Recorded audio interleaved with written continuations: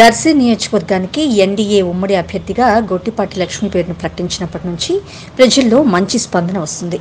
ఆమె తన వాక్చాతుర్యంతో ఒక ప్రత్యేకమైన శైలిలో ప్రజలను తమ వైపు మళ్లిస్తున్న తీరు అమోఘం.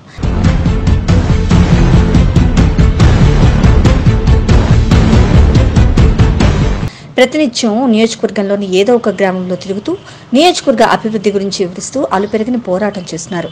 ఆడపడుచు అయినప్పటికీ తన రక్తంలోనే రాజకీయం ఉందని, ప్రజాసేవ అనేది తన ఇంటి చిరునామా అని చెప్తున్నారు.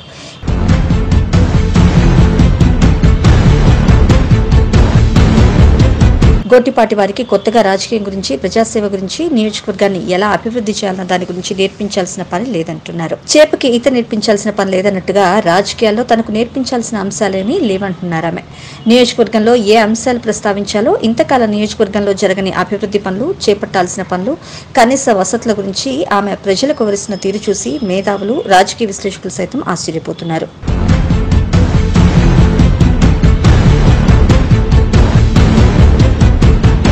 ఎన్డీఏ పార్టీ ఉమ్మడి అభ్యర్థిగా బరిలోకి గొట్టిపాటి లక్ష్మి దిగినప్పటి నుంచి దర్శి నియోజకవర్గంలో ఉన్న ప్రజల్లో భారీగా మార్పు కనిపిస్తుంది. నేను మీ ఆడపడుచుని, దర్శి నియోజకవర్గాన్ని ఇప్పటివరకు ప్రజాప్రతినిధులు ఎలాంటి అభివృద్ధిని చేయలేదని నిస్సందేహంగా చెప్పుకొచ్చారామె. పక్కనున్న దొనకొండ మండలంలో 54,000 ఎకరాల ప్రభుత్వ భూమి ఉన్నప్పటికీ, పరిశ్రమలకు అనువైన ప్రదేశం అయినప్పటికీ, గత టీడీపీ ప్రభుత్వంలో కొన్ని పరిశ్రమలు ఇక్కడ ఎంఓఎం చేయించుకున్నప్పటికీ, సోలార్ ప్రాజెక్టు ఒకటి ప్రారంభించినప్పటికీ దాన్ని ప్రభుత్వం వేరే చోటికి బదిలీ చేయడం సరికాదంటున్నారు.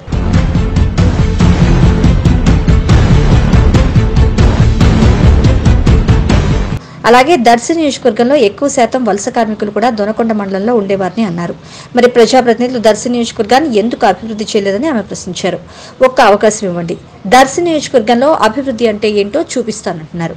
అన్ని మండలాల్లోనూ ఎంబీబీఎస్ డాక్టర్లతో హాస్పిటల్ ప్రారంభిస్తానని, వైద్యానికి సంబంధించి పూర్తి బాధ్యతలు తీసుకుంటానని భరోసా ఇస్తున్నారు ఆమె.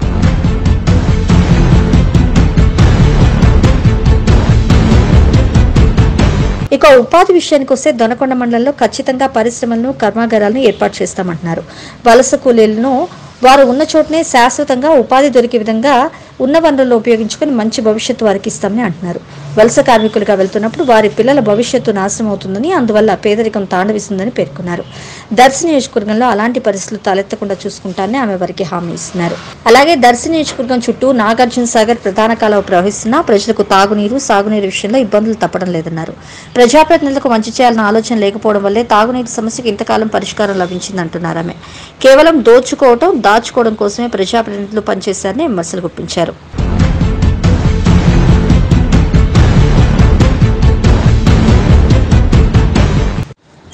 ప్రజలు ఇచ్చిన హోదాను చూసి మురిసిపోవడం కాదు, వారికి మంచి చేయాలనే తపన ప్రజాప్రతినిధులకు ఉండాలని సూచించారు. నియోజకవర్గంలో సరైన ఇంజనీరింగ్ కాలేజ్, పీజీ కాలేజ్ లేకపోవడం వల్ల అభివృద్ధి కుంటుపడిందని అన్నారు. రాష్ట్ర భవిష్యత్తు యువత చేతుల్లోనే ఉందన్నారు ఆమె. మీ ఆడపడుచుగా ఒక్క అవకాశం ఇవ్వండి, నియోజకవర్గాన్ని అన్ని విధాలా అభివృద్ధి చేసి చూపిస్తారని హామీ ఇచ్చారు. దర్శి నియోజకవర్గంలో ఎన్నికల ప్రచారంలో భాగంగా గొట్టిపాటి లక్ష్మి చేసిన ప్రసంగాలకు స్థానికులంతా ఫిదా అయిపోతున్నారు.